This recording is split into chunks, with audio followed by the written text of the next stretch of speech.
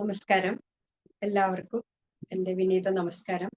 കൃഷ്ണം വന്ദേ ഭാഗവത പഠന ക്ലാസ്സിലേക്ക് എല്ലാ സജ്ജനങ്ങളെയും സ്വാഗതം ചെയ്യുന്നു.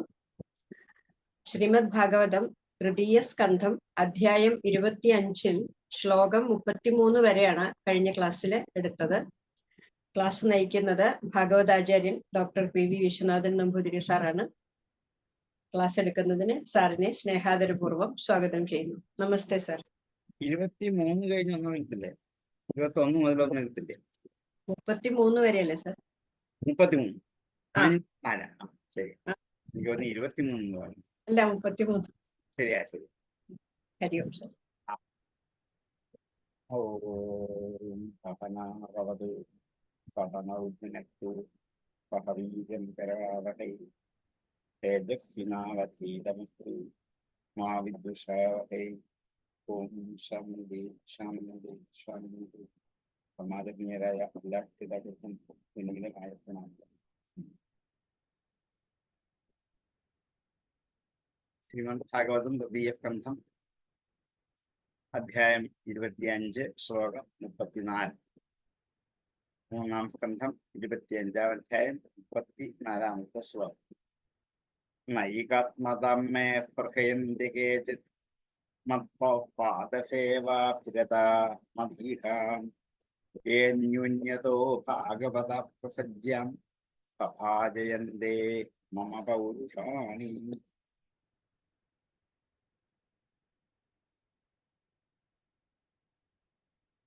ദേവഹൂതിയുടെ ചോദ്യത്തിന് മറുപടിയായിട്ട്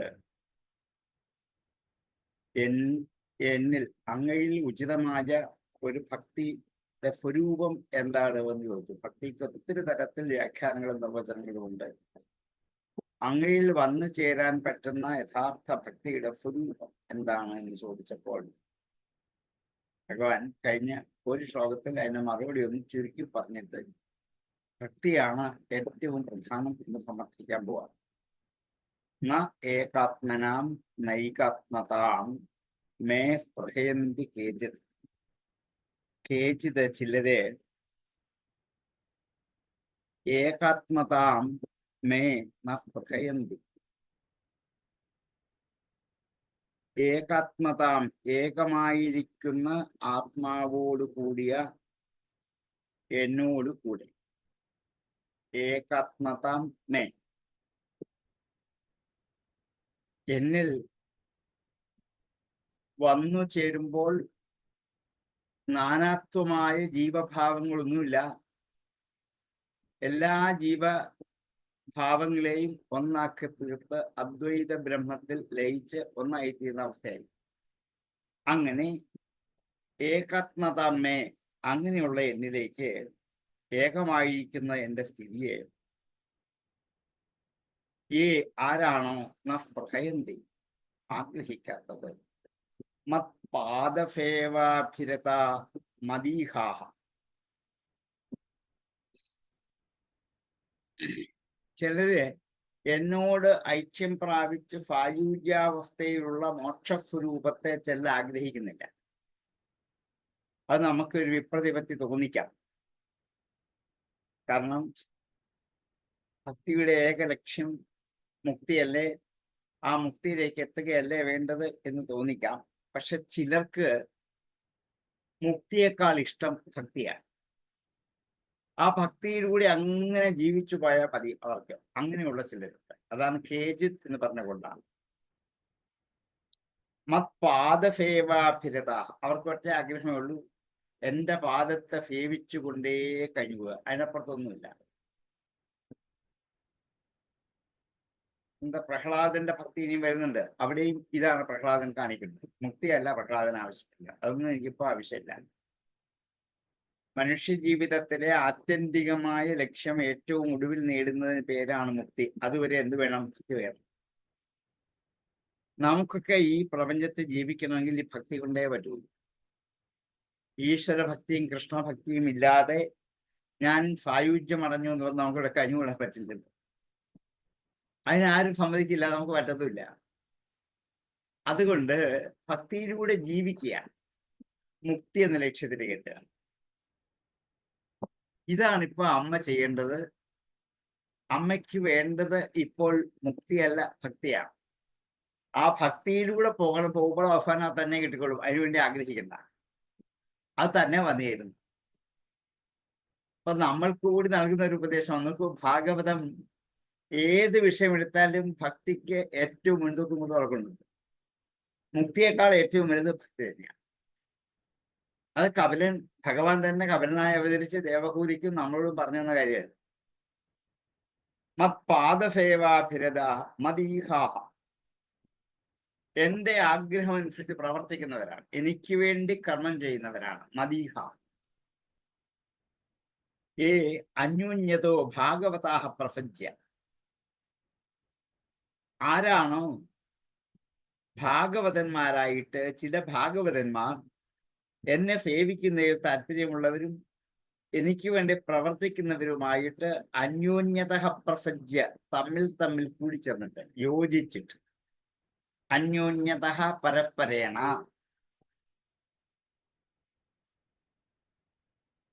പ്രസജ്യ കൂടിച്ചേർന്നിട്ട് യോജിച്ചിട്ട്, സഭാജയന്തേ മമ പൗരുഷാണി, എന്റെ പൗരുഷങ്ങളെ സഭാജയന്തേ ആദരിക്കുന്നു, ബഹുമാനിക്കുന്നു, സൽക്കരിക്കുന്നു. ഞാൻ എന്ന ഒരു വ്യക്തിത്വത്തിന്റെ, ഇപ്പൊ ഞാനെന്ന കൃഷ്ണൻ, ഈശ്വരൻ, വിഷ്ണു ഒരു വ്യക്തിയാണ്. അതിനെയാണ് ഇവരെന്ത് ചെയ്യുന്നത്? ആദരിക്കുന്നത്, പൂജിക്കുന്നത്, ബഹുമാനിക്കുന്നത് ഒക്കെ ചെയ്യുന്നത് കൊണ്ടാണ്. പക്ഷെ അത് കടന്നു കഴിഞ്ഞാൽ, ഞാൻ വ്യക്തി അല്ല എന്ന് മനസ്സിലാക്കി കഴിഞ്ഞാൽ പിന്നെ അവ്യക്തമായ ഒരു സ്വരൂപത്തിലേക്ക് പോവുകയാണ്. അങ്ങനെ പോയി നമ്മൾ ലയിച്ചാൽ പിന്നെ നമ്മളില്ല, നാമില്ല. നാരദൻ പോലും ഭക്തി വരിച്ചിട്ട് ഇവിടെ ജീവിക്കാൻ ആഗ്രഹിച്ചത്. എത്ര മഹർഷിമാരുണ്ട് അങ്ങനെ. അവർക്ക് മോക്ഷം അടഞ്ഞിട്ട് സായുജ്യം പ്രാപിച്ച് അങ്ങയിലേക്ക് ലയിച്ച് അങ്ങ് പോയാൽ മതി എന്നല്ല. പിന്നെന്താണ്? ഭക്തിയിലൂടെ ഇങ്ങനെ ഭഗവത് കീർത്തനങ്ങൾ പാടി പാടി ഭഗവത് സേവകളൊക്കെ ചെയ്ത് ഭഗവാന് വേണ്ട പ്രവൃത്തികളൊക്കെ ചെയ്തു കൊടുത്തുകൊണ്ട് ഇങ്ങനെ കഴിഞ്ഞുകൂടുക ഏറ്റവും വലിയ ആനന്ദം ഇതിലാണ്. ഇതാണ് ഇപ്പൊ അമ്മയ്ക്ക് യോഗ്യമായ ഭക്തി എന്നൊരു മകൻ അമ്മയ്ക്ക് ഉപദേശിച്ചു. ഈ ദേവഹൂതിക്ക് കൊടുക്കുന്ന കപിലോപദേശത്തിന്റെ ഏറ്റവും പ്രധാനപ്പെട്ട വിഷയം ഇവിടെയാണ്. അല്ല വലിയ മഹത്തായ തത്വവും ഒക്കെ പറഞ്ഞ് മുക്തി നേടി പോവുക എന്നുള്ളതല്ല ഇപ്പോഴത്തെ ലക്ഷ്യം. അതുവരെ അമ്മ ഭക്തിയിലൂടെ ജീവിക്കണം. അങ്ങനെ എന്നിൽ ഉചിതമായ ഭക്തി എന്താണ്? മത്പാദസേവാഭിരതാഹ മദീഹാഹ അന്യോന്യതോ പ്രസജ്യ മമ പൗരുഷാണി സഭാജയന്തേ. എത്ര എന്റെ പാദസേവയിൽ താല്പര്യമുള്ളവരായിരിക്കണം, എന്റെ ഈശയ്ക്കനുസരിച്ച് പ്രവർത്തിക്കുന്നവരായിരിക്കണം, എന്റെ ഭക്തന്മാർ ഒന്നിച്ചു കൂടി ചേർന്ന് എന്റെ പൗരുഷങ്ങളെ ലോകമെമ്പാടും പ്രചരിപ്പിക്കാൻ സന്നദ്ധമുള്ളവർ. ഇതാണ് ഭക്തിയുടെ ഒരു ഭാവം. ഇതാണ് ഇപ്പൊ പറയുന്നത്. നൈകാത്മതമേ സ്പൃഹയന്തി കേചിത് മത്പാദസേവാഭിരതാ മദീഹാ യേ ന്യൂന്യതോ ഭാഗവത പ്രസജ്യ ഭാജയന്തേ മമ പൗരുഷാണി. കേചിത് ഭാഗവതാഃ മത്പാദസേവാഭിരതാഃ മദീഹാഃ അന്യൂന്യതഃ പ്രസജ്യ മമ പൗരുഷാണി ഭാജയന്തേ മേ ഏകാത്മതാം യേ ന സ്പൃഹയന്തി. നൈകാത്മതാം മേ സ്പൃഹയന്തി കേചിത് മത്പാദസേവാഭിരതാ മദീഹാ യേ ന്യൂന്യതോ ഭാഗവത പ്രസജ്യ ഭാജയന്തേ മമ പൗരുഷാണി. നൈകാത്മതാം മേ സ്പൃഹയന്തി കേചിത് മത്പാദസേവാഭിരതാ മദീഹാ യേ ന്യൂന്യതോ ഭാഗവത പ്രസജ്യ ഭാജയന്തേ മമ പൗരുഷാണി. പശ്യന്തി മേ രുചിരാണ്യംബ സന്ത പ്രസന്നഭക്താരുണലോചനാനി രൂപാണി ദിവ്യാനി വരപ്രദാനി ഭാഗം വാചം സ്പൃഹണീയം വദന്തി. പശ്യന്തി കാണുന്നു, മേ എന്റെ രുചിരാണി അംബ, രുചിരങ്ങൾ മനോഹരങ്ങളായ. അംബ സംബോധനയാണ്, അല്ലയോ അമ്മയെന്ന്. സന്തഹ സജ്ജനങ്ങൾ. ഹേ അംബ സജ്ജന എന്താ സന്തഃ പ്രസന്നവക്ത്രാരുണലോചനാനി, പ്രസന്നമായ വക്ത്രവും അരുണമായ ലോചനങ്ങളും, സന്തുഷ്ടകരമായി ചിരിച്ചുകൊണ്ടിരിക്കുന്ന മുഖം, ചെറിയ ചുവപ്പ് ലാഞ്ചനയുള്ള കണ്ണ്, അത് കാരുണ്യത്തിന്റെ അടയാളം. അപ്പൊ ഈ പ്രസന്നതയും കാരുണ്യത്തോടും കൂടി ആയിട്ട് വരപ്രദാനി, വരം നൽകുന്നതും,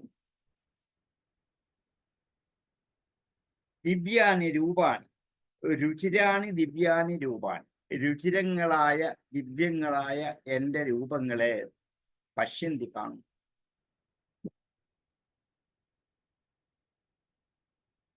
ഹേ അമ്മേ, സജ്ജനങ്ങളായ ഭക്തന്മാർക്ക് ആ ദീപാരാധനയ്ക്ക് നട തുറക്കുമ്പോൾ സർവാഭരണ വിഭൂഷഗാത്രനായ ഭഗവാന്റെ സ്വരൂപത്തെ ഒന്ന് കാണുക. ഇതാണ് ഏറ്റവും വലിയ ആഗ്രഹം. അവിടെ മോക്ഷമല്ല വിഷയം. അതുകൊണ്ടാണല്ലോ കഷ്ടപ്പെട്ട് ഗുരുവായൂരും പല അമ്പലങ്ങളിലും നമ്മൾ പോകുന്നത് കൊണ്ടാണ്. ഇത് ഒരു ഭക്തന്റെ ഏറ്റവും വലിയ ലക്ഷണമാണ്. അങ്ങയുടെ പ്രസന്നമായ വക്രം, അരുണമായ ലോചനം, വരം നൽകാൻ പറ്റുന്ന ദിവ്യങ്ങളായ സ്വരൂപങ്ങൾ, ഇതൊക്കെ സജ്ജനങ്ങൾ പശ്യന്തി കാണും. ഇത് കാണാനാണ് സജ്ജനങ്ങൾക്ക് ഏറ്റവും അധികം താല്പര്യം. അതുകൊണ്ടാണ് കഷ്ടപ്പെട്ട് ദൂരം സഞ്ചരിച്ച് ഭഗവത് സ്വരൂപത്തെ ഒരിക്കലൊന്ന് കാണാൻ പറ്റുക, അതുകൂടെ നിർവൃതി അടയുക. ഇത് ഭക്തിയുടെ ഉത്കൃഷ്ടമായ ഒരു ഭാവമാണ്, അടയാളം. ഇങ്ങനെയുള്ള ഭക്തിയെ ഭാഗവതം നിഷേധിക്കല്ല, കവലിൽ കൂടി അത് ഉറപ്പിക്കുകയാണ്. അതുകൊണ്ടാണ് നമ്മുടെ പൂജമുറികൾ നമ്മൾ ഭഗവത് സ്വരൂപത്തെ വെച്ച് എല്ലാ ആഭരണങ്ങളും മാലയൊക്കെ ചേർത്തി വിളക്ക് കൊളുത്തി സുന്ദരമാക്കി വെച്ചിട്ട് കമനീയമായ വിഗ്രഹത്തിലേക്ക് നോക്കിയിരിക്കുന്ന കൊണ്ടാണ്. മനോഹരമായ രുചിരങ്ങളായ അങ്ങയുടെ സ്വരൂപത്തെ സജ്ജനങ്ങൾ പശ്യന്തി കാണും. ഫാഗം വാചം സ്പൃഹണീയം വദന്തി, ഒപ്പം ഫാഗം കൂടെ, വാചം വാക്കിൽ, സ്പൃഹണീയം ആഗ്രഹിക്കത്തക്കതായ വാക്കിന് വദന്തി പറയുന്നു. പ്രതിമകൾ കാണുകയും മനോഹരങ്ങളായ ദിവ്യസ്തുതികളെ കൊണ്ട് എന്നോട് സംവദിക്കുകയും ചെയ്യും. അല്ലേ? ഓടി അമ്പലത്തിന് മുമ്പിൽ ചെന്ന് കഴിഞ്ഞാൽ ഒരു ശ്ലോകം ചൊല്ലും. അറിയാവുന്ന ഭഗവാന്റെ ഒരു സുന്ദരമായ സ്വരൂപം വർണ്ണിക്കുന്ന ഒരു ശ്ലോകം, അല്ലെങ്കിൽ കേശാദിപാദം, അല്ലെങ്കിൽ പാദാദികേശം, അല്ലെ ഏതെങ്കിലും ഒന്ന് ചൊല്ലി ഈ സ്വരൂപത്തെ കണ്ട് ഇത് ചൊല്ലുന്ന ദിവസം എന്നോട് സംവദിക്കാറുണ്ട്. എന്നോട് നേരിട്ട് ഈ ശ്ലോകത്തിൽ കൂടി സ്തുതിയിലൂടെയാണ് അവർ സംവദിക്കുന്നത്. അപ്പൊ എന്നെ കാണുക, ഒപ്പം എന്നോട് സംവദിക്കുകയും ചെയ്യുക. ഇതിലാണ് ആത്മനിർവൃത്തി. ഇത് ഭക്തിയുടെ ഏറ്റവും സുന്ദരമായ ലൗകികമായ മഹത്തായ ഒരു ആചരണമാണ്. അതാണ് അമ്മയ്ക്കിപ്പോ വേണ്ടത്. ലോകത്തിലെ എല്ലാ അമ്മയ്ക്കും ഇപ്പൊ അത് വേണ്ടത്. ഇത് കവലിന് നന്ദി അറിയാം. ഇതിലാണ് കൂടുതൽ നമ്മുടെ മനസ്സ് അങ്ങനെ രമിച്ചുകൊണ്ടിരിക്കുന്നത്. പോട്ടെ, അതിലെ പോയി കുറെ ദൂരം ചെല്ലുമ്പോൾ പടി കടന്ന് മുകളിലേക്ക് പോകുക തന്നെ ചെയ്യാം. മോക്ഷം ആദ്യം ലഭിക്കുന്നതല്ല, അന്ത്യേച്ച മുക്തി, ഏറ്റവും ഒടുവിൽ അവസാനത്തെ ലക്ഷ്യമാണ് മോക്ഷമുക്തി. അതപ്പം ലഭിക്കത്തുള്ളൂ. അതുവരെ നമുക്കിവിടെ ജീവിക്കുന്നത് ഭക്തിസ്വരൂപമായ ഭാവനകളെ ജീവിക്കാൻ പറ്റും. പശ്യന്തി മേ രുചിരാണ്യംബന്ധ പ്രസന്നവക്ത്രാരുണലോചനാനി, രൂപാണി ദിവ്യാനി വരപ്രദാനി ഭാഗം വാചം സ്പൃഹണീയം വദന്തി. ഹേ അംബ സന്തഃ പ്രസന്നവക്ത്രാരുണലോചനാനി, വരപ്രദാനി രുചിരാണി ദിവ്യാനി മേ രൂപാണി പശ്യന്തി, ഭാഗം സ്പൃഹണീയം വാചം വദന്തി. പശ്യന്തി മേ രുചിരാണ്യംബന്ധ പ്രസന്നവക്ത്രാരുണലോചനാനി. രൂപാണി ദിവ്യാനി വരപ്രദാനി ഭാഗം വാചം സ്പൃഹണീയം വദന്തി പശ്യന്തി മേ രുചിരണ്യംബസന്ത പ്രസന്നവക്ത്ര അരുണലോചനാനി രൂപാണി ദിവ്യാനി വരപ്രദാനി ഭാഗം വാചം സ്പൃഹണീയം വദന്തി തൈർദർശനീയാവയവൈരുദാരലി വിലാഫഹാഫേക്ഷിതവാമസൂക്തൈ ഹൃതാത്മനാ ഹൃതപ്രാണാംശ ഭക്തിരന്വിച്ഛതോ മേ ഗതിമന്വീം പ്രയുങ്ക്തേ. തൈഹി അവരാൽ ദർശനീയ അവയവൈഹി ദർശിക്കാൻ യോഗ്യങ്ങളായിരിക്കുന്ന അവയവങ്ങളാലും ഉദാര വിലാസ ഹാസ ഈക്ഷിത വാമസൂക്തൈ ഉദാരങ്ങളായ വിലാസങ്ങൾ, ഹാസങ്ങൾ, പുഞ്ചിരികൾ, ഈക്ഷിതം നോട്ടം, വാമസൂക്തം മധുരമായ ഭാഷണം. വാമശബ്ദത്തിന് അനുകൂലമായത്, മധുരമായത്, ഇഷ്ടമായത് എന്നുള്ള അർത്ഥമാണ്. സൂക്തം ഭാഷണം, വാക്കുകൾ.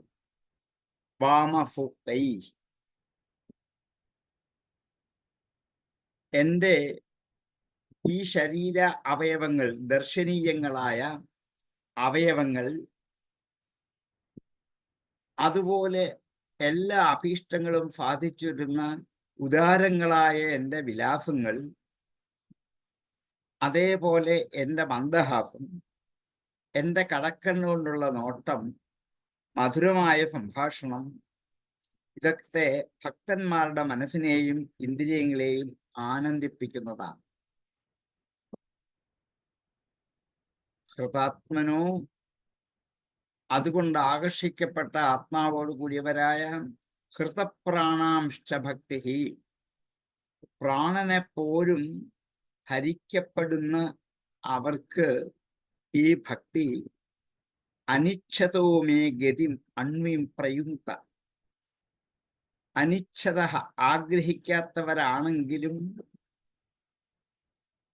മേ ഭക്തി എന്നുള്ള ഈ പ്രേമരൂപമായ ഭക്തി അൺവീം ഗതിം അണുപ്രായമായ ഗതിയെ പ്രയുക്തെ പ്രാപിപ്പിക്കുന്നു.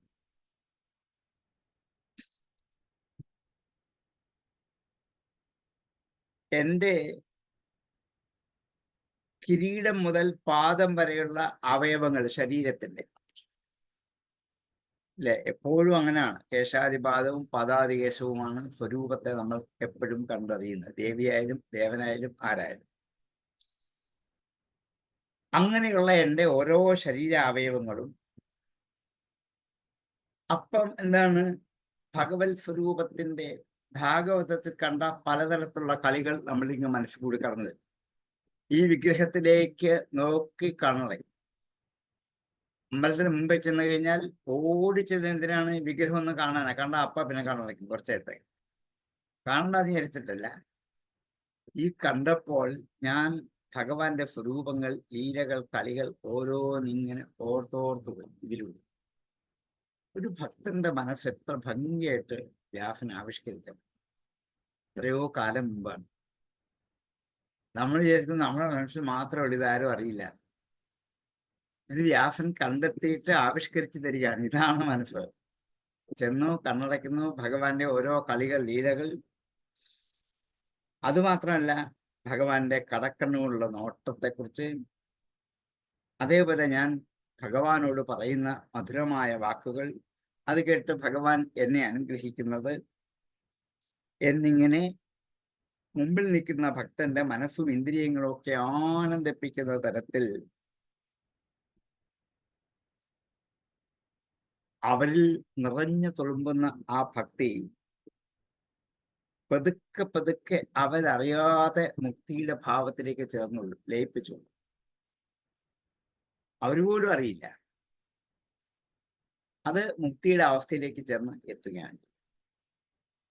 അതുകൊണ്ട് ഭക്തിയാണ് പരമപ്രധാനം. ഭക്തി കൊണ്ട് മാത്രമേ മുക്തിയിലേക്ക് എത്താൻ പറ്റുകയുള്ളൂ എന്ന് ഭക്തിക്ക് മുൻതൂക്കം കൊടുത്തുകൊണ്ട് അമ്മയുടെ മുമ്പിൽ അവതരിപ്പിക്കാം.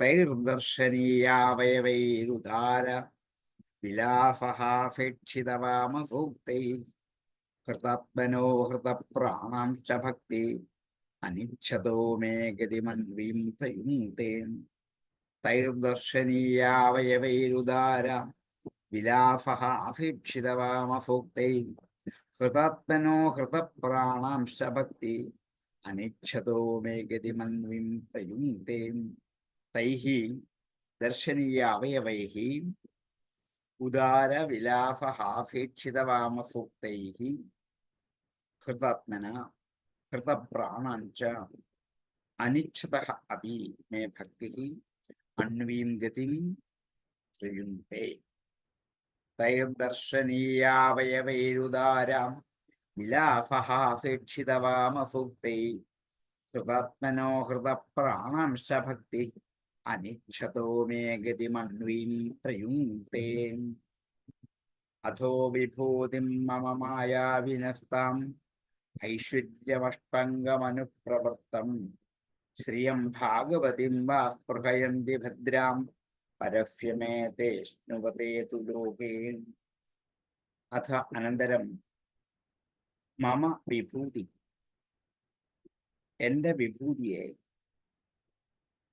എങ്ങനെയുള്ള മായാവിനഃ മമ വിഭൂതി, മായാവിയായിരിക്കുന്ന മായയുടെ ഉടമസ്ഥനായിരിക്കുന്ന മായയുടെ പ്രവൃത്തികളെ നിയന്ത്രിക്കുന്നവനായ മമ എന്റെ വിഭൂതി താം ഐശ്വര്യം അഷ്ടാംഗം അനുപ്രവൃത്തം, അഷ്ടാംഗമായ ഐശ്വര്യം, അഷ്ടൈശ്വര്യം, 8 വിധത്തിലുള്ള ഐശ്വര്യങ്ങൾ, അത് അനുപ്രവൃത്തം പിന്തുടരുന്ന ശ്രിയം ഭാഗവതിം വാ സ്പൃഹയന്തി ഭദ്ര. ഭാഗവതിം ശ്രിയം, ഭഗവാന്റെ ഐശ്വര്യത്തെ, ഭാഗവതിന്റെ ഭഗവാനെ സംബന്ധിക്കുന്നു. ശ്രിയം ഐശ്വര്യത്തെ, ലക്ഷ്മിയെ,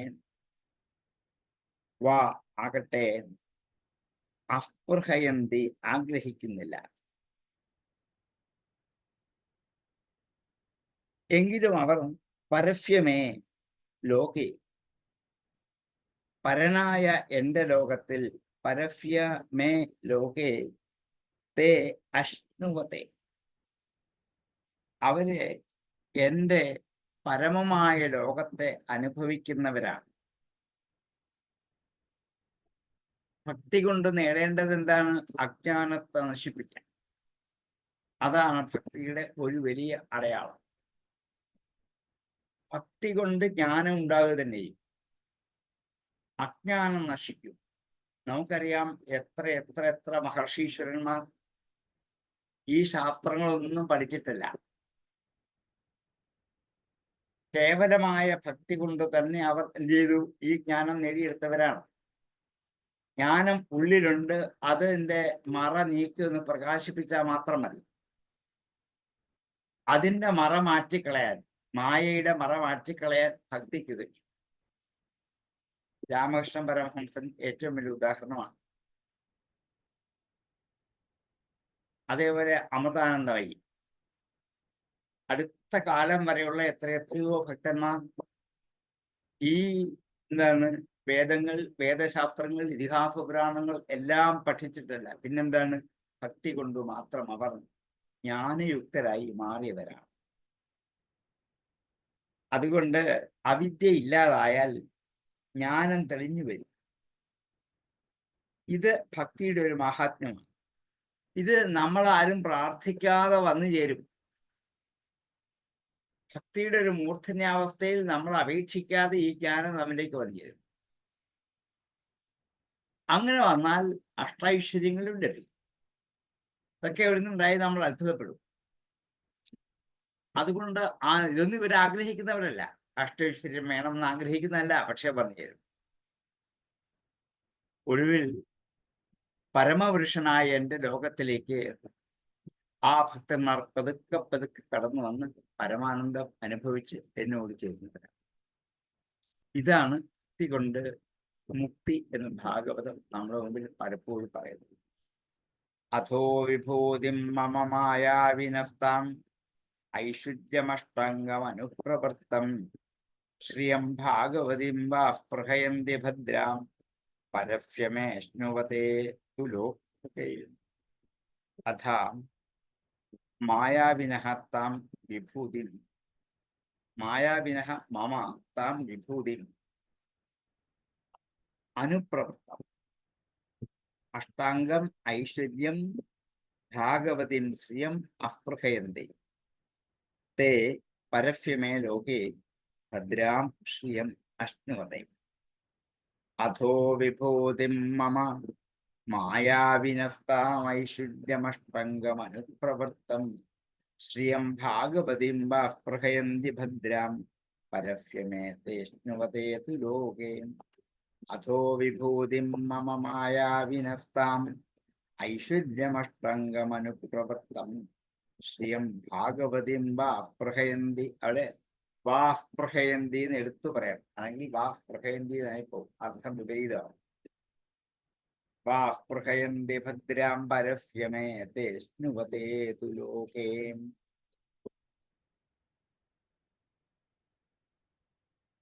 ന കർഷിചിത് മത്പരാഹ ശാന്തരൂപേ നങ്ഷ്യന്തി നോ മേ നിമിഷോ ലേഢ്യേതി യേഷാമഹം പ്രിയ ആത്മാഫുതശ്ച സഖാ ഗുരു സുഹൃദോ ദൈവമിഷ്ടം.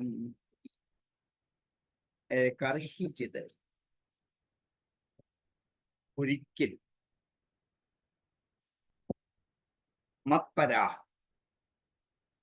എന്നിൽ പരന്മാരായിട്ട് ചേർന്നവരായിട്ട്, ശാന്തരൂപേ ശാന്തമായ സ്വരൂപത്തോടു കൂടിയ ആ ലോകത്തിൽ മത്പരന്മാരായി തീർന്നിട്ട്, നങ്ഷ്യന്തി നോ മേ അനിമിഷോ ലേഢ്യേതി, നങ്ഷ്യന്തി നശിക്കുന്നു, ന നങ്ഷ്യന്തി നശിക്കുന്നില്ല. ഈ അവിടെ ന നങ്ഷ്യന്തി നശിക്കുന്നില്ല.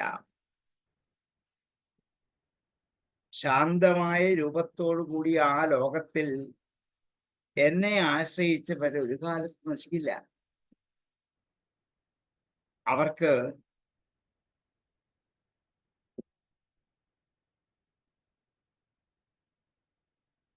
ഞാൻ പ്രിയനാണ്, ആത്മാവാണ്, ഫുതനാണ്, സഖാവാണ്, ഗുരുവാണ്, സുഹൃത്താണ്, ഇഷ്ടദൈവമാണ്. അവരെ അനിമിഷ കണ്ണടയ്ക്കാതിരിക്കുന്ന മേ ഹേതി എന്റെ ആയുധം, കാലചക്രമെന്ന എന്റെ ആയുധം, നോ ലേഢി നക്കില്ല, സ്പർശിക്കില്ല. ലേഢി എന്ന് വെച്ചാൽ നക്കുക, ഹേതിഹി ആയുധം, മേ ഹേതിഹി എന്റെ ആയുധം. എന്റെ ആയുധം എന്ന് വെച്ചാൽ കയ്യിലിരിക്കുന്ന ആയുധമൊന്നുമല്ല, കാലചക്രമെന്ന എന്റെ ആയുധം. ഭഗവാന്റെ ഒരു ആയുധമാണ് ഈ കാലം. ഈ ആയുധം നമ്മുടെ മേൽ പ്രയോഗിച്ചിരിക്കുക കാലം എന്നാ നോക്കിയിരുന്നാൽ മതി. ഈ ആയുധം നമ്മുടെ മേൽ പ്രയോഗിച്ചിട്ടുണ്ട്. പക്ഷേ എന്നാ ലേഡി അങ്ങനെയുള്ളവരെ എൻ്റെ ഈ കാലചക്രം എന്ന ആയുധം നക്കില്ല എന്നത്, അവരെ സ്പർശിക്കില്ല. വൈകുണ്ഠത്തിന്റെ ഒരു മഹാത്മ്യം സ്വർഗം പോലെയല്ല. സ്വർഗത്തിൽ പോയിട്ട് തിരിച്ചു ഭൂമി വരാൻ വീണ്ടും ഇങ്ങോട്ട് പോകാം. സ്വർഗത്തിലേക്ക് ഗതാഗതം ഉണ്ട്. എവിടേക്ക്? സ്വർഗത്തിൽ നിന്നും ഭൂമിയിലേക്കും, ഭൂമിയിൽ നിന്നും സ്വർഗത്തിലേക്കും. വൈകുണ്ഠത്തിലേക്ക് ഗതമേ ഉള്ളൂ, ആഗതമില്ല. പോകാനേ പറ്റൂ, തിരിച്ചു വരാൻ പറ്റും. ഇതാണ് വൈകുണ്ഠത്തിന്റെ ഒരു മഹത്വം. അതുകൊണ്ട് ആ വൈകുണ്ഠത്തിൽ പ്രവേശിക്കുന്നവർ മത്പരാഹ ശാന്തരൂപേ, ശാന്തരൂപന്മാരായ ആ ലോകത്തിൽ, വൈകുണ്ഠ ലോകത്തിൽ പ്രവേശിക്കുന്നവർക്ക് പുനരാവർത്തിയില്ലാത്ത, തിരിച്ചുവരവില്ലാത്ത ഒരു ലോകമാണ് എന്ന് ഉപദേശിക്കാൻ. വൈകുണ്ഠത്തിൽ ആശ്രയിക്കുന്ന ഭക്തന്മാർക്ക് ഒരു കാലത്തും സ്ഥാനഭ്രംശം ഉണ്ടാവുകയില്ല. മത്പരന്മാരായിട്ട് എന്നും അവിടെ തന്നെ ഇരിക്കാം, തിരിച്ചു വേർക്കും പോകാൻ പറ്റില്ല. ഒരു ലോകത്തേക്കും പോകില്ല, അവിടെ തന്നെയുള്ളൂ.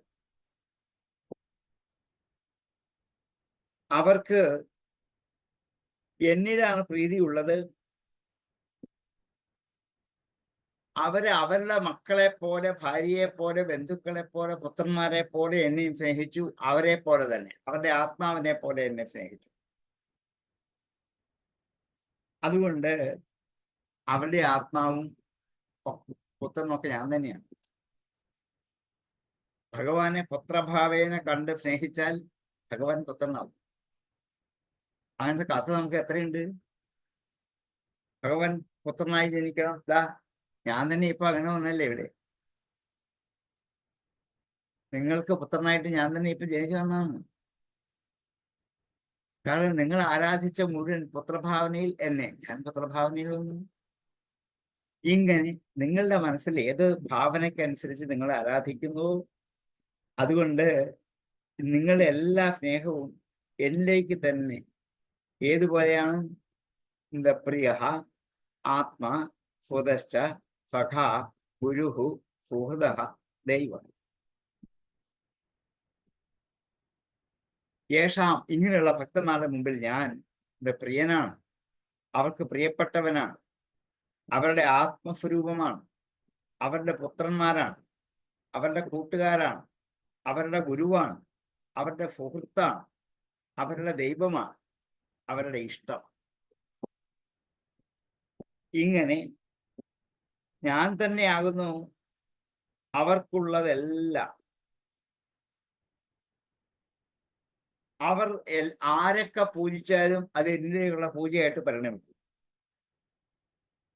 എന്നെ ആശ്രയിക്കുന്ന ഇവരെ ഞാൻ അനിമിഷ, കണ്ണിമയ്ക്കാതെ, കണ്ണടയ്ക്കാതെ അനിമേഷന്മാരായിട്ട്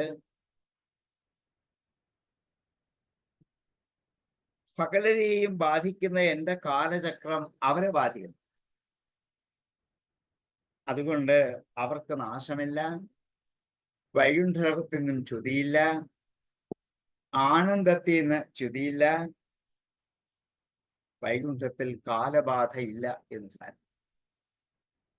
അവിടെ യമനില്ല, കാലമില്ല, അതിൻ്റെ ഉപദ്രവമില്ല, ഒന്നുമില്ല. ഭക്തി കൊണ്ട് എത്തിച്ചേരുന്ന വൈകുണ്ഠപദമാണ് മുക്തി. ഈ ഭക്തന്മാരൊക്കെ അവിടെ എത്തിച്ചേരാൻ പറ്റും. അല്ലാത്ത ഒരാൾക്ക് നാളെ ബസ് കയറി വൈകുണ്ഠത്തിൽ എത്താം എന്ന് വിചാരിച്ചാൽ ചെല്ലാൻ പറ്റില്ല. ബസ്സും ഇല്ല, ഫ്ലൈറ്റും ഇല്ല, ട്രെയിനും ഇല്ല, ഒന്നുമില്ല. ആർക്കും അവിടെ ചെല്ലാൻ പറ്റില്ല. അവിടെ ചെല്ലണമെങ്കിൽ ഭക്തിയുടെ വിമാനത്തിൽ കയറി എന്ത് ചെയ്യണം? സഞ്ചരിച്ച് അവിടെ ചെല്ലാം. തിരിച്ചു പോരാൻ പറ്റില്ല. തിരിച്ച് നമുക്ക് ടിക്കറ്റ് ബുക്ക് ചെയ്തിട്ട് പോരാം എന്ന് വിചാരിച്ച് അങ്ങോട്ട് പോകാനേ പറ്റില്ല. നമ്മൾ എവിടെ പോകണമെങ്കിൽ തിരിച്ച് ടിക്കറ്റ് ബുക്ക് ചെയ്തിട്ട് നമ്മൾ പോരും. അങ്ങോട്ട് പോകുന്നതോടൊപ്പം നമുക്ക് പ്രധാനം തിരിച്ചു ഇവിടെ എത്താം. കാരണം നമ്മുടെ ഏറ്റവും പ്രധാനപ്പെട്ടത് നമ്മുടെ വീടാണ്, ഇവിടാണ്. അപ്പോൾ നമുക്ക് പോയിട്ട് വരണം എന്നാണ് വിചാരം. പക്ഷേ ഇങ്ങനെയുള്ള ഭക്തന്മാർ പോയിട്ട് വരികയല്ല, പോവുകയാണ്, അവിടേക്ക് പോയി ലയിക്കുകയാണ്. ഇതാണ് ഭക്തി കൊണ്ട് നേടുന്ന വൈകുണ്ഠ ലോകത്തിന്റെ മഹത്വം. നരൂപേ നക്ഷന്തി നോമേ നിമിഷാലേഢിഹേതി യേഷാമഹം പ്രിയ ആത്മാ ഗുരു സുഹൃദോ ദൈവമിഷ്ടം. ശാന്തരൂപേ മത്പരാഹ കർഹിചിത് ന കാങ്ക്ഷ്യന്തി ന നങ്ക്ഷ്യന്തി യേഷാം അഹം പ്രിയഃ ആത്മാ സ്വതഃ ച സഖാ ഗുരുഃ സുഹൃദഃ ഇഷ്ടം ദൈവം.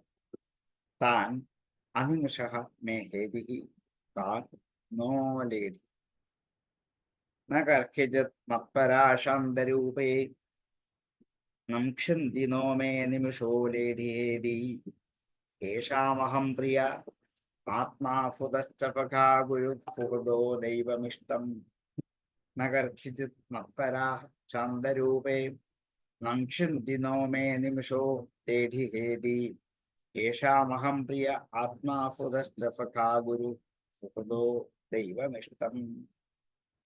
ഇമം ലോകം തഥൈവാമും ആത്മാനമുഭയായിനം ആത്മാനമനുയേചേഹ യേ രായ പശവോ ഗൃഹാഃ വിസൃജ്യ സർവാനന്യാംശ്ച മാമേവം വിശ്വതോ മുഖം ഭജന്ത്യനന്യയാ ഭക്ത്യാ താൻ മർത്യോരതിപാരേ.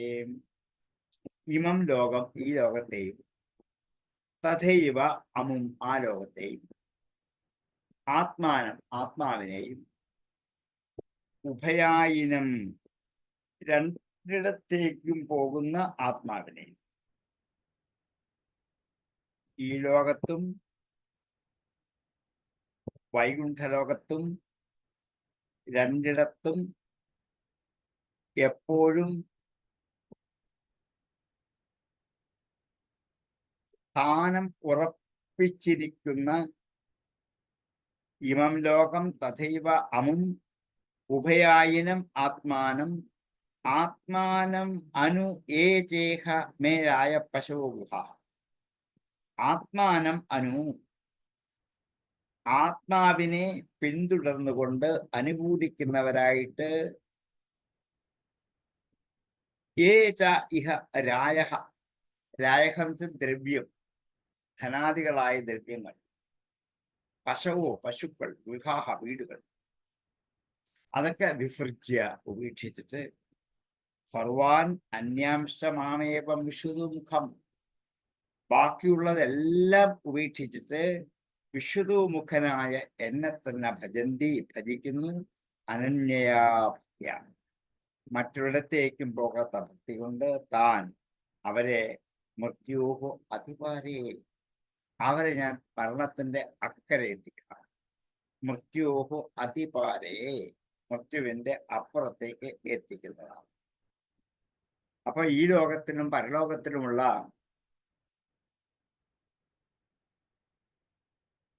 സുഖഭോഗങ്ങൾ ഒന്ന് സ്ഥൂല ശരീരം കൊണ്ട് നേടും, മറ്റേത് സൂക്ഷ്മ ശരീരം കൊണ്ട് നേടും. സ്ഥൂല ശരീരം കൊണ്ട് ഇവിടെയുള്ള സുഖമൊക്കെ അറിയും, സൂക്ഷ്മ ശരീരം കൊണ്ട് പരലോകത്തിലുള്ള സുഖം അറിയും. അങ്ങനെ ഈ സ്ഥൂല ദേഹം കൊണ്ട് ലൗകികമായ ഈ ഭൗതിക സുഖങ്ങൾ അനുഭവിക്കുമ്പോൾ അതിനോട് മമതയുണ്ടാകും. മമതയുണ്ടാകുമ്പോൾ എൻ്റെ ധനം, എൻ്റെ ധാന്യം, എൻ്റെ പശു, എൻ്റെ ഭൃത്യന്മാർ, എൻ്റെ വീട് എന്നിങ്ങനെ സകലതും എൻ്റേതായി അഭിമാനിക്കുന്ന ഒരു ഭാവം അവരിലുണ്ട്. ഇത് മാറ്റിയിട്ട് എന്നെ മാത്രം ഏകാന്തഭക്തിയോടെ ഭജിക്കുന്നവരെ ഞാൻ ജനനമരണ രൂപമായ സംസാരത്തിൽ നിന്നും മറുകര കടത്തുകയും ചെയ്യും. ഈ ലോകത്തും പരലോകത്തും രണ്ടിടത്തും നമ്മൾ സഞ്ചരിക്കുന്നു. ഒന്ന് സ്ഥൂല ശരീരം കൊണ്ട്, മറ്റൊന്ന് സൂക്ഷ്മ ശരീരം. എന്നിട്ട് ഈ ഭൗതിക ലോകത്തിലെ സുഖഭോഗങ്ങൾ അനുഭവിക്കുമ്പോൾ ഞാനെന്നും എൻ്റെ എന്നുള്ള ഭാവന അതിൽ ഉറപ്പിക്കും. എൻ്റെ ധനം, എൻ്റെ സമ്പത്ത്, എൻ്റെ പശു, എൻ്റെ വീട്, ഇതെപ്പോഴും നമ്മെ വിട്ടുമാറാത്ത ഒരു വലിയ രോഗമാണ്. അതൊക്കെ എന്ത് ചെയ്യണം? വിസർജ്യ, ഇതൊക്കെ ഉപേക്ഷിക്കണം. ഇതൊന്നും കൊണ്ടുപോകാൻ പറ്റില്ല. ശരീരം, കളത്രം, സുതാൻ, ബന്ധുവർഗം, വയസ്യൻ, സത്മഭൃത്യാൻ സമസ്തം പരിത്യജ്യ കഷ്ടമേകോ ഗമിഷ്യാം ദുഃഖേന ദൂരം കില. ഇതൊക്കെ ഉപേക്ഷിക്കാനുള്ളതല്ലേ? വിസർജ്യ, അതൊക്കെ വിട്ടുകളഞ്ഞിട്ട് എന്താണ്? വീട്, അത് വിട്ടുകളയാൻ പറ്റില്ല. കേടുപാടൊക്കെ തീർത്ത് അന്തിമ നിമിഷം വരെ അത് സൂക്ഷിച്ച് എവിടെ പോയാലും വീട്ടിൽ തിരിച്ചെത്തണം. എൻ്റെ ഏറ്റവും വലുത്, ആത്മാവിനേക്കാൾ വലുത് എൻ്റെ വീടാണ്. ആ വീട് നന്നാക്കാൻ എത്ര കോടിക്കണക്കിന് കാശ് മുടക്കി വീട് നന്നാക്കി സുഖമായി ആ വീടിൻ്റെ അകത്തിരുന്ന് എനിക്ക് ഇങ്ങനെ ലൗകിക സുഖഭോഗങ്ങൾ അനുഭവിക്കണം, ഈശ്വരനെ സ്മരിക്കാനല്ല. അതിന് വലിയ വീട് വേണമെന്നില്ല. അപ്പൊ ഇങ്ങനെ അത് വലുതാകും തോറും എൻ്റെ എൻ്റെ എൻ്റെ എന്നുള്ള മമത കൂടി വരും. അതുപോലെ പശുക്കൾ, മൃഗങ്ങളൊക്കെയും എന്റെ മൃഗമാണ്, എന്റെ മൃഗമാണ്, എന്റെ മൃഗമാണ് എന്നുള്ള അഭിനിവേശം കൂടിയാണ്. രായ ധാന്യ സമ്പത്തുകളൊക്കെ എൻ്റെ ധനമാണ്, എൻ്റെ പേരിൽ ഡെപ്പോസിറ്റ് ചെയ്യണം, എൻ്റെ ധാന്യമാണ്, എൻ്റെ പറമ്പിൽ ഞാൻ കഷ്ടപ്പെട്ട് ജോലി ചെയ്ത് ചെയ്യിച്ച് ഉണ്ടാക്കിയെടുത്താണ് ഈ വസ്തുക്കളൊക്കെ, ഇത് എൻ്റേതാണ്, മറ്റാർക്കും കൊടുക്കാനുള്ളതല്ല. ഇങ്ങനെയുള്ള മമത്വാകൃഷ്ടമായ ഭാവനകളൊക്കെ ഉപേക്ഷിച്ചിട്ട് സർവാൻ അന്യാംശ ബാക്കിയുള്ളതും ഉപേക്ഷിച്ച് കുറെ എടുത്ത് പറഞ്ഞതേ ഉള്ളൂ. വിശ്വതോ മുഖം മാമേവം, ലോകം മുഴുവൻ നിറഞ്ഞു നിൽക്കുന്ന എന്നെ തന്നെ ഭജന്തി അനന്യയാ. മറ്റെങ്ങും പോവാത്ത ഭക്തി. നമുക്ക് ഭക്തിയുണ്ട്, പക്ഷെ മറ്റ് പലതിലേക്കും പോകുന്നുണ്ടാണ്. ഒന്നിലേക്ക് അത് കോൺക്രീറ്റ് ചെയ്ത് ഉറച്ചു വരില്ല. ബഹുശാഖാഹ്യനന്ദശ്ച ബുദ്ധിയോ അവ്യവസായിനാം ഗീത പറയും. നമ്മുടെ ഭക്തിക്ക് ബഹുശാഖകളുണ്ട്. രാവിലെ വിഷ്ണുവിലെ, പിന്നെ ശിവനിൽ, പിന്നെ ആദ്യം തുടങ്ങുന്ന ഗണപതിയിലാണ്, പിന്നെ സരസ്വതിയിൽ. ഇതൊന്നും വീഴ്ച തരാൻ പറ്റില്ല. അടുക്കൊരു മാറ്റം നമുക്ക് സമ്മതിക്കില്ല. ആദ്യം ഗണപതിയെ തന്നെ സ്തുതിക്കണം, പിന്നെ സരസ്വതി വേണം, പിന്നെ ഗുരു വേണം, പിന്നെ എന്താണ് വിഷ്ണു വേണം, ശിവൻ വേണം, പിന്നെ എന്താണ് ദേവിമാര് വേണം. അനേകം ദേവിമാരുണ്ട്. പിന്നെ സുബ്രഹ്മണ്യൻ. ഇങ്ങനെ അങ്ങോട്ട് പോവുകയാണ്. ബഹുശാഖാഹ്യനന്ദശ്ച. നമ്മുടെ ഭക്തി ഇങ്ങനെ പല പല പല വഴിയിലേക്ക് ചിതറിപ്പോകുമ്പോൾ അതിന് ബലം കുറയും. ഒന്നിലേക്കാണ് ഭക്തി ഉറയ്ക്കുന്നതെങ്കിൽ അത് നല്ല ബലമായി. ഇനി അമ്മ അതാണ് ചെയ്യേണ്ടതെന്ന് ലോകത്തുള്ള അമ്മമാരൊക്കെ പറയുകയാണ്. അവിടൊക്കെ പോയി തൊഴുതുള്ളൂ. പക്ഷെ നിങ്ങൾക്ക് ഉറയ്ക്കേണ്ടത് ഒന്നുകിൽ ദേവിയിൽ, അല്ലെ ഗണപതിയിൽ, അല്ലെ ശിവനിൽ. ആരുടെ കുഴപ്പമില്ല, എല്ലാം ഒന്ന് തന്നെയാണ്. അനന്യയാ ഭക്തിയാ.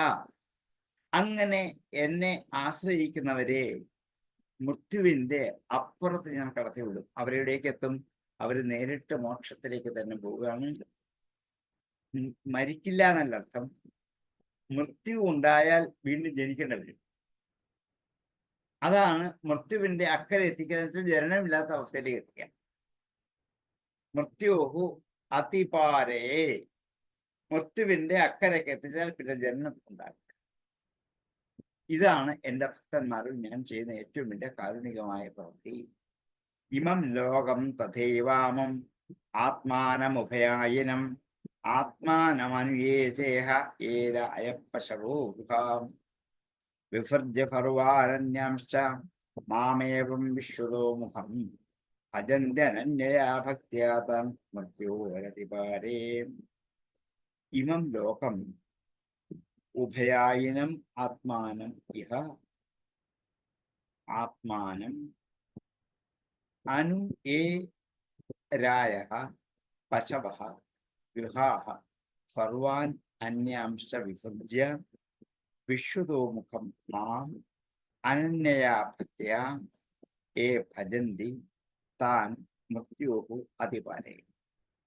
ഇമം ലോകം തഥൈവാമം ആത്മാനമുഭയായിനം ആത്മാനമനുയേചേഹ ഏരായപ്പശവോ ഗൃഹാം വിസൃജ്യ സർവാനന്യാംശ്ച മാമേവം വിശ്വതോ മുഖം ഭജന്ത്യനന്യയാ ഭക്ത്യാ താൻ മൃത്യോരതിപാരേ. ഇമം ലോകം തഥൈവാമം ആത്മാനമുഭയായിനം ആത്മാനമനുയേചേഹ ഏരായപ്പശവോ ഗൃഹാം വിസൃജ്യ സർവാരണ്യാംശ്ച മാമേവം വിശ്വതോ മുഖം ഭജന്ത്യനന്യയാ ഭക്ത്യാ താൻ മൃത്യോരതിപാരേ. നാന്യത്ര ഭഗവതഃ പ്രധാനപുരുഷേശ്വരാത് ആത്മനഃ സർവഭൂതാനാം ഭയം തീവ്രം നിവർത്തതേ. ന അന്യത്ര മദ്ഭഗവതഃ പ്രധാനപുരുഷേശ്വരാത്. പ്രധാന പുരുഷ ഈശ്വരാത്. പ്രധാനം എന്ന് പറഞ്ഞാൽ പ്രകൃതിയാണ്. അപ്പൊ പ്രധാന പുരുഷൻ എന്ന് പറഞ്ഞാൽ പ്രകൃതിയും പുരുഷൻ. അവരുടെ ഈശൻ നിയന്താവ് പ്രധാന പുരുഷേശ്വരാത്. അവനിൽ നിന്നും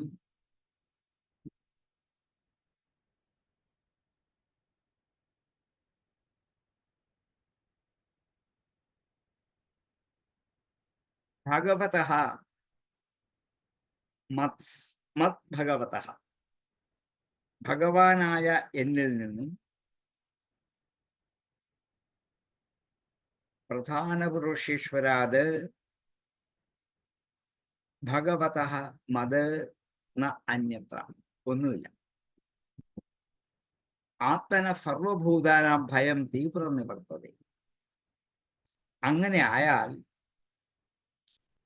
സർവഭൂതങ്ങളിലെയും ഉള്ളിലുള്ള തീവ്രമായ ഭയം തന്നെ നിവർത്തിക്കപ്പെടും, തന്നെ പിന്തിരിയും.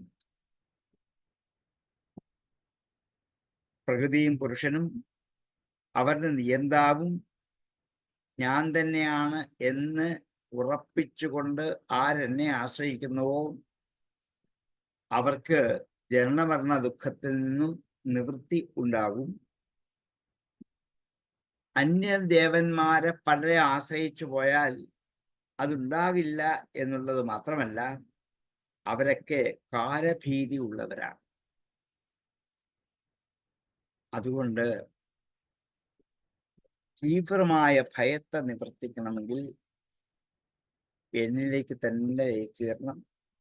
അത് അഭയസ്ഥാനമാണ്, ഒരിക്കലും ഭയം ഉണ്ടാക്കുന്ന അവസ്ഥ അല്ല. അതേ നാന്യത്രമത് ഭഗവത പ്രധാന പുരുഷേശ്വരാത് ആത്മന സർവഭൂതാനാം ഭയം തീവ്രം നിവർത്തതേ. പ്രധാന പുരുഷേശ്വരാത് സർവഭൂതാനാം ആത്മനഃ ഭഗവതഃ മത് അന്യത്ര തീവ്രം ഭയം ന നിവർത്തതേ. നാന്യത്രമത് ഭഗവത പ്രധാന പുരുഷേശ്വരാത് ആത്മനഃ സർവഭൂതാനാം ഭയം തീവ്രം നിവർത്തതേ. മദ്ഭയാദ്വാദിവാദോയം സൂര്യസ്തപതി മദ്ഭയാത് വർഷതി ഇന്ദ്രോ ദഹത്യഗ്നിർമൃത്യുശ്ചരതി മദ്ഭയാത്. ഇത് ഉപനിഷത്തിലെ ആശയം തന്നെ. ഭീഷ്മാസ്മാത്പവതേ വായു എന്നൊക്കെ ഉപനിഷത്തിൽ പറയുന്ന അതേ ആശയം തന്നെ. മദ്ഭയാത് വാതി വാദോയം. വാതി എന്ന് വെച്ചാൽ ഭീഷ്മ, വാതഹ കാറ്റ്. കാറ്റ് എന്നെ ഭയന്നിട്ടാണ് വീശിക്കൊണ്ടേയിരിക്കും. അല്ലെങ്കിൽ അലസതയും മടിയൊക്കെ വിചാരിച്ചിട്ട് കുറച്ച് സമയം അനങ്ങാതിരിക്കാം, ഞാൻ വിശ്രമിക്കട്ടെ എന്ന് വായുവിന് പറയാം. പറ്റില്ലല്ലോ. എന്നെ പേടിച്ച് ഭയന്ന് എപ്പോഴും സഞ്ചരിച്ചു കൊണ്ടേയിരിക്കുന്നവരാണ്. സൂര്യ തപതി മദ്ഭയാ. സൂര്യൻ എല്ലാ ദിവസവും കൃത്യസമയത്ത് ഉദിച്ച് എന്നെ പേടിച്ചിട്ടാ. അന്ന് അവിടെ സൂര്യൻ ഉദിച്ചു വരുമ്പോ പഞ്ചിങ് ഒന്നുമില്ല, പക്ഷെ കൃത്യത പാലിച്ചിരുന്നു സൂര്യൻ. 6:20 20 കൃത്യമാണ്. നമുക്കേ ഉള്ളൂ കൃത്യത ഇല്ലാതെ. നമുക്ക് സമയത്തിന് കൃത്യതയില്ല. എപ്പോഴെങ്കിലും എന്തെങ്കിലുമൊക്കെ ചെയ്യാം, അത്ര ഉള്ളൂ. 10 മണിക്ക് മീറ്റിംഗ് തുടങ്ങണമെന്ന് വെച്ചാൽ നമുക്ക് 11:30 ആയാലും കുഴപ്പമില്ല, കാരണം അത്ര എളുപ്പം തീരുള്ളൂ. എന്നിങ്ങനെയുള്ള അലസത കൊണ്ട് വന്നു ചേരുന്ന എല്ലാ ചിന്തകളും ഞാനാണ് ഇതിനെ നിയന്ത്രിക്കുന്നതെന്നുള്ള അറിവ് കൊണ്ട് മാറ്റിയെടുക്കാം. വർഷതി ഇന്ദ്ര. ഇന്ദ്രൻ മഴ പൊഴിക്കുന്നു. ദഹത്തി അഗ്നി. അഗ്നി ദഹിപ്പിക്കുന്നു. മൃത്യുഹു മദ്ഭയാചരതി. ഭയം പോലും, മൃത്യു പോലും എന്നെ ഭയന്നാണ് സഞ്ചരിച്ചു കൊണ്ടേയിരിക്കുന്നത്. മദ്ഭയാദ്വാദിവാദോയം സൂര്യസ്തപതി മദ്ഭയാത് വർഷതീന്ദ്രോ ദഹത്യഗ്നിർമൃത്യുശ്ചരതി മദ്ഭയാത്. വാതഃ മദ്ഭയാത് വാതി. അയം സൂര്യഃ തപതി. ഇന്ദ്രഃ വർഷതി. അഗ്നിഃ ദഹതി. മൃത്യുഃ ചരതി. മദ്ഭയാത് വാദിവാദോയം സൂര്യസ്തപതി മദ്ഭയാത് വർഷതീന്ദ്രോ ദഹത്യഗ്നിർമൃത്യുശ്ചരതി മദ്ഭയാത്. മദ്ഭയാദ്വാദിവാദോയം സൂര്യസ്തപതി മദ്ഭയാത് വർഷതീന്ദ്രോ ദഹത്യഗ്നിർമൃത്യുശ്ചരതി മദ്ഭയാത്. ജ്ഞാനവൈരാഗ്യയുക്തേന ഭക്തിയോഗേന യോഗിനാം ക്ഷേമായ പാദമൂലം മേ പ്രവിശ്യത്യകുതോ ഭയം. ജ്ഞാനവൈരാഗ്യയുക്തേന ഭക്തിയോഗേന. ജ്ഞാനവൈരാഗ്യങ്ങളോട് യുക്തമായ ഭക്തിയോഗം കൊണ്ട്. അപ്പൊ ഭക്തിയോഗ എന്തുകൊണ്ട് ചേർന്നിരിക്കും? ജ്ഞാനത്തോടും വൈരാഗ്യത്തോടും. മുമ്പ് പറഞ്ഞു, ഭക്തി കൊണ്ട് ജ്ഞാനിയായിട്ട് തീരാം, ഭക്തി കൊണ്ട് വിരക്തനായിട്ടും തീരാം. വീടും നാടും ഒക്കെ വിട്ടിറങ്ങിപ്പാൻ ഒരു എളുപ്പമില്ല. ഭക്തിയുടെ മൂർധന അവസ്ഥ അങ്ങനെയാണ്. ജ്ഞാനവൈരാഗ്യയുക്തേന ഭക്തിയോഗേന യോഗികൾ ക്ഷേമായ ക്ഷേമത്തിനായിക്കൊണ്ട് നിലനിൽപ്പിനായിക്കൊണ്ട് മേ പാദമൂലം പ്രവിശന്തി എന്റെ പാദമൂലത്തിലേക്ക് പ്രവേശിക്കുന്നു. അകുതോ ഭയം, എവിടെ നിന്നും ഭയമില്ലാതായി, ഒന്നിലും ഭയമില്ലാതായിട്ട് എന്റെ മഹാത്മ്യത്തെ അറിഞ്ഞുകൊണ്ട് തന്നെ അവർക്ക് ഭൗതിക വിഷയങ്ങളിൽ വിരക്തി ഉണ്ടാകുന്നു. ഇളക്കമില്ലാത്ത ഭക്തി കൊണ്ട് ജ്ഞാനമുണ്ടാകുന്നു. അതുകൊണ്ട് യോഗികൾ ആനന്ദപ്രാപ്തിക്ക് വേണ്ടി ഭയരഹിതമായ എന്റെ പാദമൂലത്തെ തന്നെ പ്രവേശിക്കുന്നു. ജ്ഞാനവൈരാഗ്യയുക്തേനാം ഭക്തിയോഗേന യോഗിനാം ക്ഷേമായ പാദമൂലം മേ പ്രവിശന്ത്യകുതോ ഭയം. ജ്ഞാനവൈരാഗ്യയുക്തേന ഭക്തിയോഗേന യോഗിനഃ ക്ഷേമായ അകുതോ ഭയം മേ പാദമൂലം പ്രവിശന്തി. ജ്ഞാനവൈരാഗ്യയുക്തേന ഭക്തിയോഗേന യോഗിനാം ക്ഷേമായ പാദമൂലം മേ പ്രവിശന്ത്യകുതോ ഭയം. ജ്ഞാനവൈരാഗ്യയുക്തേന ഭക്തിയോഗേന യോഗിനാം ക്ഷേമായ പാദമൂലം മേ പ്രവിശന്ത്യകുതോ ഭയം. ഏതാവാനേവ ലോകേസ്മിൻ പുംസാം നിശ്രേയസോദയാം തീവ്രേണ ഭക്തിയോഗേന മനോ മയ്യർപ്പിതം സ്ഥിരം. ഏതാവാനേവ, ഇത്രയൊക്കെയാണ് ലോകേസ്മിൻ, ഈ ലോകത്ത്, പുംസാം, മനുഷ്യർക്ക്, നിശ്രേയസ ഉദയ, നിശ്രേയസത്തിന്റെ ഉദയം, പരമപുരുഷാർത്ഥത്തെ പ്രാപിക്കാനുള്ള ഉദയം, തുടക്കം, ഇതൊക്കെ തന്നെയാണ്. തീവ്രേണ ഭക്തിയോഗേന, തീവ്രമായ ഭക്തിയോഗം കൊണ്ട് സ്ഥിരം മനോമയി അർപ്പിതം, സ്ഥിരമായി മനസ്സിൽ അർപ്പിക്കണം. അപ്പം തീവ്രമായ ഭക്തിയോഗമായി പരിണമിച്ചാൽ മനസ്സ് മുഴുവൻ എന്നിൽ അർപ്പിക്കാൻ പറ്റും. നമ്മൾ മനസ്സർപ്പിക്കുന്നുണ്ട്, പക്ഷെ സ്ഥിരമല്ല. അമ്പലത്തിൽ പോയി തൊഴുന്ന ആ ഒരു 5-10 മിനിറ്റ് അല്ലെങ്കിൽ 20 മിനിറ്റ് അല്ലെങ്കിൽ അരമണിക്കൂർ, അത്ര മാത്രമേ നമ്മുടെ മനസ്സ് ഭഗവാനിലേക്ക് അർപ്പിക്കാൻ പറ്റുള്ളൂ. അത് കഴിഞ്ഞാൽ പിന്നെ മനസ്സിൽ വീട്, നാട്, വീട്ടുകാര്യങ്ങൾ, ഭക്ഷണം, എന്തെന്ന് കാര്യങ്ങളാ മനസ്സാവഴി പോവില്ലേ? അങ്ങോട്ട് പോകാതിരിക്കാൻ പറ്റുമെന്നറിയൂ. മനസ്സ് പോവാതിരുന്നാൽ ഇതൊക്കെ നടക്കും. ഭക്ഷണം കഴിക്കണം മനസ്സിൽ ഇങ്ങനെ കുറേ സമയം വിചാരിച്ചേ കഴിക്കാവുന്നൊന്നുമില്ല. ഇത് വിചാരിക്കാതെ എന്ത് ചെയ്യാണ്? പോയിരുന്ന് കഴിച്ചാലോ ഒരു കുഴപ്പമില്ല. അപ്പൊ നമ്മള് ഈ ഭാവനയിൽ ഉറച്ചു ഇരുന്നിട്ടാണ് പിന്നീടാണ് നമ്മൾ അനുഭവിക്കാൻ പോകുന്നത്. അതുകൊണ്ടാണ് ഈ ഭാവന കളഞ്ഞേക്കൂ. ഇന്ന് നിങ്ങൾ എന്താണ്? ഉറക്കം വരുമ്പോൾ ഉറങ്ങിക്കോളൂ, വിശക്കുമ്പോൾ ഭക്ഷണം കഴിച്ചോളൂ, കൂട്ടുകാരുടെ സംസാരിക്കാൻ തോന്നുമ്പോൾ പറഞ്ഞോളൂ, ഒരു കുഴപ്പമില്ല. പക്ഷെ ഇവിടെയൊക്കെ ശ്രദ്ധിക്കേണ്ടത് എന്താണ്? എന്നിൽ മനസ്സുറപ്പിച്ചുകൊണ്ടായിരിക്കണം എന്ന് മാത്രം. അതുകൊണ്ടാണ് തീവ്രമായ ഭക്തിയോഗം കൊണ്ട് എന്നിൽ മനസ്സർപ്പിച്ചാൽ അത് സ്ഥിരമായി. നമുക്ക് ഭക്തിയുണ്ട്, ചിലപ്പോൾ യോഗമുണ്ട്, പക്ഷെ തീവ്രത ഒരിക്കലുമില്ല. തീവ്രത മറ്റു കാര്യങ്ങളാണ്. ഭക്തിയുടെ കാര്യത്തിൽ തീവ്രതയില്ല. തീവ്രമായ ഭക്തിയോഗം കൊണ്ട് മാത്രമേ എന്നിൽ മനസ്സ് സ്ഥിരമായി അർപ്പിക്കാൻ പറ്റും. അല്ലെ പറ്റും, അല്പസമയത്തേക്കുള്ള വരുമ്പോൾ വിട്ടുപോകും. സ്ഥിരമായി മനസ്സ് അർപ്പിക്കാൻ കഴിഞ്ഞാൽ മനസ്സ് ഇളകാതെ നിശ്ചലമായി ഇവിടെ തുറച്ചാൽ അതാണ് ഈ ലോകത്ത് നേടാനുള്ള ഏറ്റവും വലിയ പുരുഷാർത്ഥം. അമ്മയുടെ മനസ്സിപ്പോൾ ചഞ്ചലമാണെന്ന് മാത്രമല്ല, ഞാനെന്ന പുത്രനാണ്. എന്നെ പുത്രഭാവനയെ കണ്ട് എനിക്ക് ആരുമില്ല, നീ മാത്രമേ ഉള്ളൂ. എന്നെ വിട്ടുപിരിഞ്ഞു പോവാതെ നീ ഇവിടെ തന്നെ ഉണ്ടാവണം. ഓരോ അമ്മമാരുടെയും ആഗ്രഹമാണ് മക്കളും ഭർത്താവും ബാക്കി ബന്ധുക്കളും ഒക്കെ എന്നെടുക്കൽ ഇങ്ങനെ ഉണ്ടാവണം. ആരും എന്നെ വിട്ടുപിരിഞ്ഞു പോകരുത്. അങ്ങനെയല്ല ഉണ്ടാവേണ്ടത്. ഇവിടെ ഉണ്ടാവേണ്ടത് ആരാണ്? അങ്ങാണ്, ഈശ്വരനാണ്, ഭഗവാനാണ്. അത് വിട്ടുപിരിഞ്ഞു പോകാതിരുന്നാൽ മതി. അപ്പൊ എന്ത് ചെയ്യണം? എല്ലായ്പ്പോഴും മനസ്സ് സ്ഥിരമായും ഭഗവാനിൽ ഉറച്ചു തന്നെ ഇരിക്കണം. അവർക്കാണ് പുരുഷാർത്ഥപ്രാപ്തിക്കുള്ള ഒരു ദോഷരഹിതമായ മാർഗം ഇത് മാത്രമാണ്. ഏതാവാനേവ ലോകേസ്മിൻ പുംസാം നിശ്രേയസോദയാം തീവ്രേണ ഭക്തിയോഗേന മനോമയ്യർപ്പിതം സ്ഥിരം. തീവ്രേണ ഭക്തിയോഗേന മൈ അർപ്പിതം മനഃ സ്ഥിരം. അസ്മിൻ ലോകേ പുംസാം നിശ്രേയസോദയഃ ഏതാവാൻ ഏവ. ഏതാവാനേവ ലോകേസ്മിൻ പുംസാം നിശ്രേയസോദയാം തീവ്രേണ ഭക്തിയോഗേന മനോമയ്യർപ്പിതം സ്ഥിരം. ഏതാവാനേവ ലോകേസ്മിൻ പുംസാം നിശ്രേയസോദയാം തീവ്രേണ ഭക്തിയോഗേന മനോമയ്യർപ്പിതം സ്ഥിരം.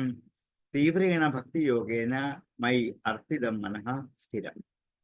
അസ്മിൻ ലോകേ പുംസാം നിശ്രേയസോദയഃ ഏതാവാൻ ഏവ. ഏതാവാനേവ ലോകേസ്മിൻ പുംസാം നിശ്രേയസോദയാം തീവ്രേണ ഭക്തിയോഗേന മനോമയ്യർപ്പിതം സ്ഥിരം. അങ്ങനെ സ്ഥിരമായും മനസ്സ് ഭഗവാനിൽ അർപ്പിച്ച് ജീവിക്കാൻ എല്ലാവർക്കും കഴിയട്ടെ എന്നാണ് ഇവിടെ ഈ മൈത്രേയൻ പിതൃരോട് ആശംസാരൂപേണ അറിയിച്ച അതാണ്. അത് ആശംസിച്ചുകൊണ്ട് നമ്മൾ സമയം ഏതാണ്ടായത് നമുക്ക് ഇന്ന് ഉപസംഹരിക്കാം. അടുത്ത അധ്യായം നമുക്ക് ഈ അധ്യായങ്ങളെ തീർന്നു. 25-ാമത്തെ അധ്യായം തീർന്നു. അടുത്ത ദിവസം നമുക്ക് നാളെ 26-ാം അധ്യായത്തിലേക്ക് പ്രവേശിക്കുന്നു. നമുക്ക് ഉപസംഹരിക്കാം. ഓം പൂർണ്ണമദ പൂർണ്ണമിദം പൂർണ്ണാത് പൂർണ്ണമുദച്യതേ പൂർണ്ണസ്യ പൂർണ്ണമാദായ പൂർണ്ണമേവാവശിഷ്യതേ. ഓം ശാന്തി ശാന്തി ശാന്തി.